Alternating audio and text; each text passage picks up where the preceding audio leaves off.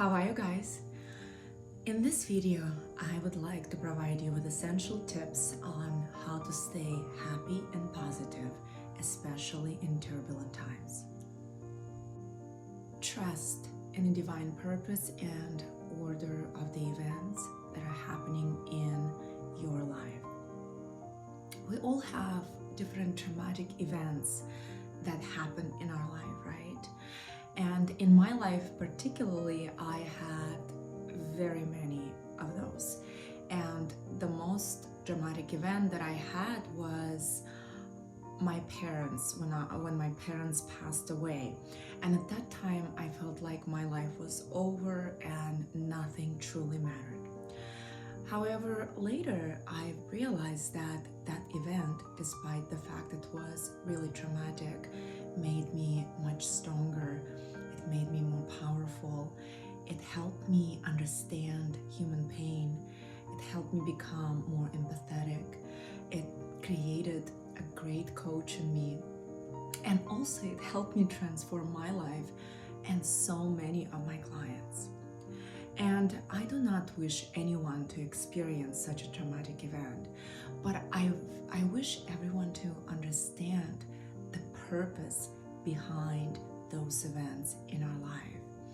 And when we understand that purpose, we realize that that event is happening there for us, for an evolution of our consciousness. Master your self-talk. Did you know that one of the main reasons for depression is limiting and negative self-talk? Because truly every situation can be seen from different angles. And I would like to share a story with you. There was a man who was swimming in the ocean and he was bitten by a shark. A man lost his hand and he lost meaning of his life and he almost committed suicide. There was another man swimming there and he was bitten by a shark as well.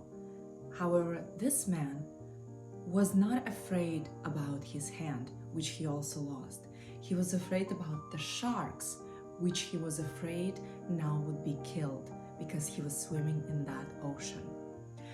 Can you see how we can see life from completely different perspectives? And it is for you to decide how you see your current circumstances. Learn to be present. And being present means living in a sacred space of our heart and not allowing every thought to influence how we feel. Because see, our mind has always something to say.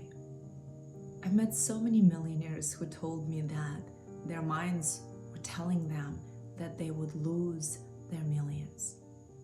Because our mind has always something to say.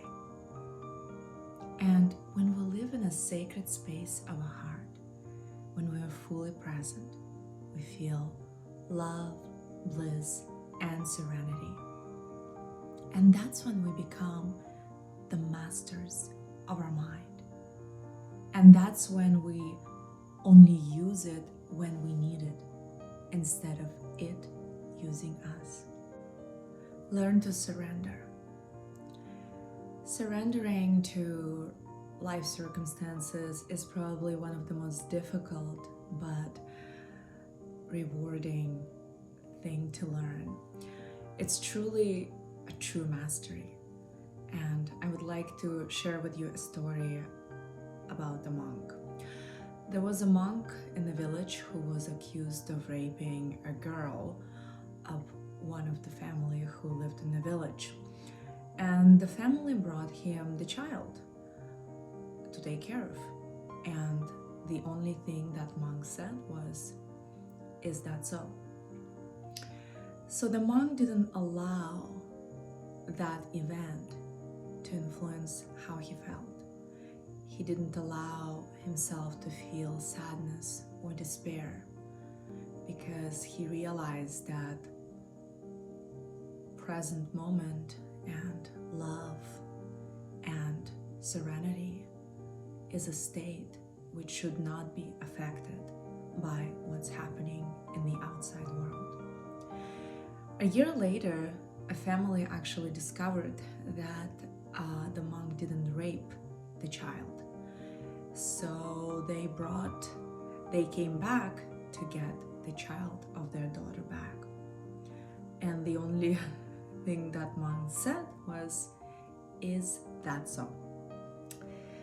So the monk was an example of a true mastery over our emotions and negative circumstances in our life. And it may be not easy to master in 1 or 2 days. However, when we start practicing this powerful skill, it will become easier, and it will become a new habit, and it will become your new lifestyle and your new way of responding towards life. And the last tip, guys, is to always be grateful. I've met so many individuals who completely forgot to be grateful. And what I mean is, sometimes we have goals, we have aspirations, and then when we achieve them, we forget that that's exactly what we wanted even a year before. And we start desiring new things, and we start feeling lack for those new things not being yet in our life. Let's learn to be grateful for all the beautiful things we already have. Because oftentimes we do realize that we weren't grateful when we lose something. I believe we should shift that perspective and start feeling grateful for what we already have. And as a result, we will attract more beautiful things in our